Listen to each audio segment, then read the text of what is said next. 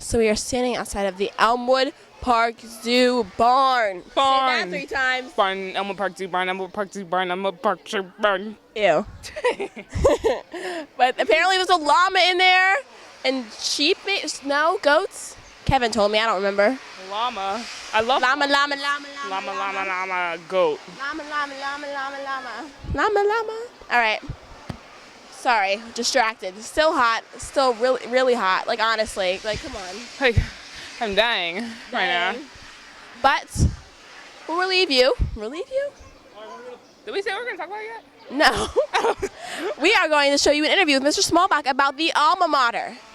Maybe about what it is. Why we have to say it. Why? Why it's important. When it originated. All kinds of things. When? All kinds of things. I think, that's just the paper. Oh, sorry. Check out this interview with Mr. Smallbach. Hi, I'm Wayne here with the Eagle's Eye with Mr. Smallbach to talk about the Alma Mater. So, Mr. Smallbach, what is the Alma Mater? An alma mater is a song that is written about a place. It usually embodies kind of the purpose, the feelings, the meaning of what it means to be at or associated with a particular place. So, there is a common alma mater theme song that is used in a lot of places, and just the words are changed. Other places, like us, we have an original alma mater, a song that was written by a student many a year ago that talks about what it means to be a student in Norristown. Was the student a senior when he wrote this, or was it younger? Actually, he was a junior. The man who wrote it was, his name is H. Severin Rieger. He was a graduate of the class of 1907. I don't know a whole lot about him, but I do know that he ran track, and we actually have a picture of him on the track team that year.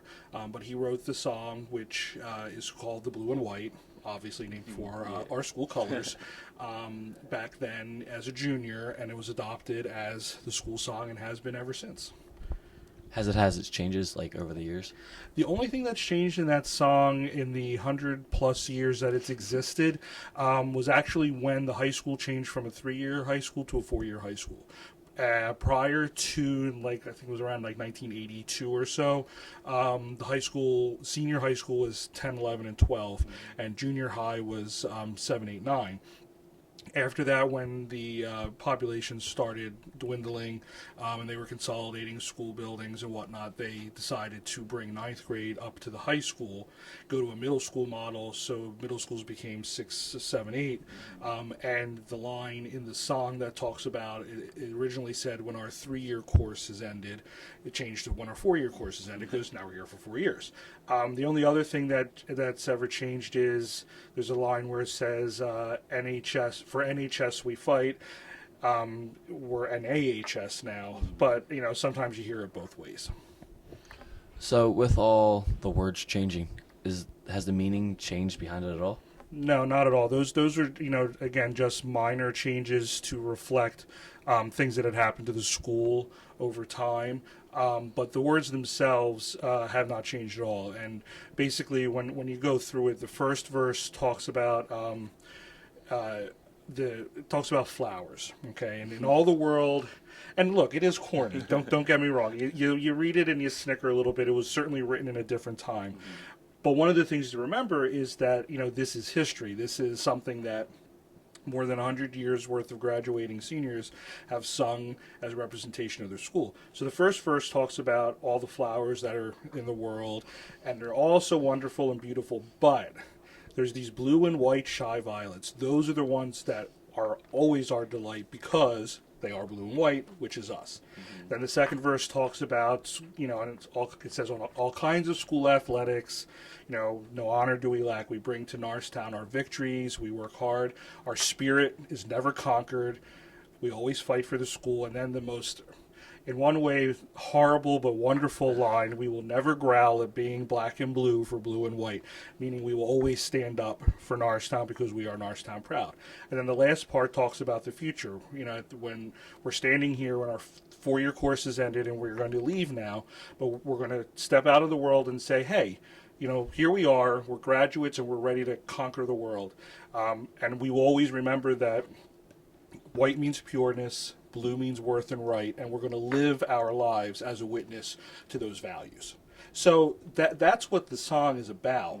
And I don't think that, 100 years past, 200, 500 years past, I don't think that message should change. That's something that, positive things that we represent, the idea of leading a life of virtue, of pureness, of trying to be the best that you can be, of conquering the world, of being proud of where you came from. That's what is embodied in that song, and that's why we celebrate and why we continue to sing it.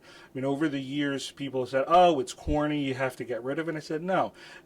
For the very reason of how it sounds kind of corny, when you really read the words, you listen to it, and you think about it, I have an old 45-speed record at my desk that was recorded by the Centennial class, which was class 1962. And at the end of that record is the class singing the blue and white. Okay? Now here we are in 2013, 51 years later, we're still doing that. And that's important. The tradition, the idea that you and I, both, I'm an alum, you're soon to be an alum, are bigger than just ourselves. We are a part of a larger lineage of something that's important and will continue to be important. So the meaning has stayed the same. Oh, absolutely. And I can see that you can feel that you still feel the same way about your school as you did when you went here. I wouldn't be here if I didn't. I think pride is important. I think we have a very rich history, and it's important for us to celebrate that history. And by maintaining and perpetuating traditions like the alma mater, like Spice Day, graduation, senior awards, homecoming, all those things that we do, it's a rite of passage. It's a part of who we are. And, I went through those things. You've gone through them. People after you will go through them. And, it's something to be able to say that, you're at a school that has a history and a lineage that goes back that far. You guys are the 151st graduating class. That's a lot of years. That's a lot of years. And, one of the reasons I'm here and why I continue to be here is because I pride myself on being a part of that. I was class of 95. I'm an alum.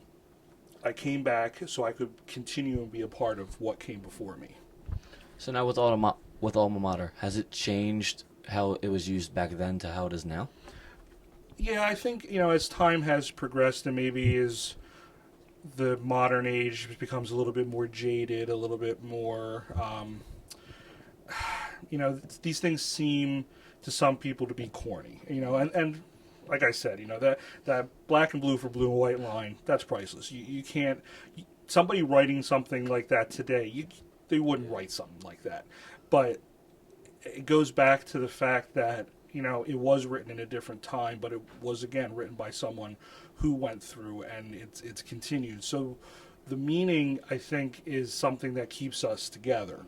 I think also it maybe hopefully takes us from the kind of jaded, cynical view we have now, and maybe puts us into a mindset that is a little bit kinder, a little bit more like things were in the past, of the tradition of those things that a lot of time I think we're all very wrapped up in ourselves and our technology and watching our videos and what's on YouTube and da-da-da-da-da.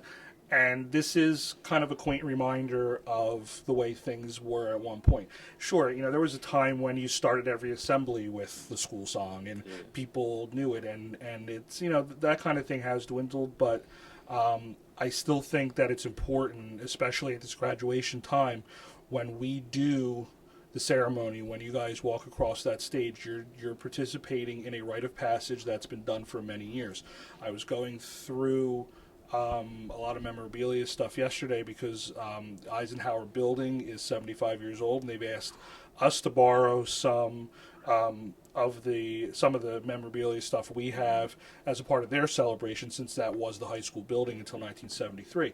And I was pulling out paperwork from commencement files I have going back to 1940, and as I'm looking at them and I'm looking at the programs and stuff, it's again, these are people that graduated 60, 70 plus years ago, and there is a sameness that's comforting. There is this sense of we've continued that process, that that we are honoring what came before us and who's going to come after. And there's lots of pieces of that still exist. And I think that that's important, because without that fabric, without the tradition, without that kind of unity, you're just existing. And then people don't feel the connection to the place as an institution, to the ideas of what the school stands for, of what they can do with their life. It just becomes a place that you go through. And that's not what we want. We want people to have that connection, to say that this is important. It's important for me, but it's important for the school, the community, the past, and the future. So alma mater, I just by how you're saying it, I feel how worthy to go here now. Right. And I hope that when graduation rolls around and you do your rehearsal, and I think that's really when it becomes truly real, and you start. That's when they think about that message and what it means, and if there is that feeling, then that's good. That means that we've had an effect, that you've looked beyond just yourself and what comes, and say, you know what, I was part of something that was good and important, and I'm glad I was. And and I still. Every year I've sat through, including my sisters, all the ones as a student, all the ones I played in the orchestra. I've sat through more than 20 graduations.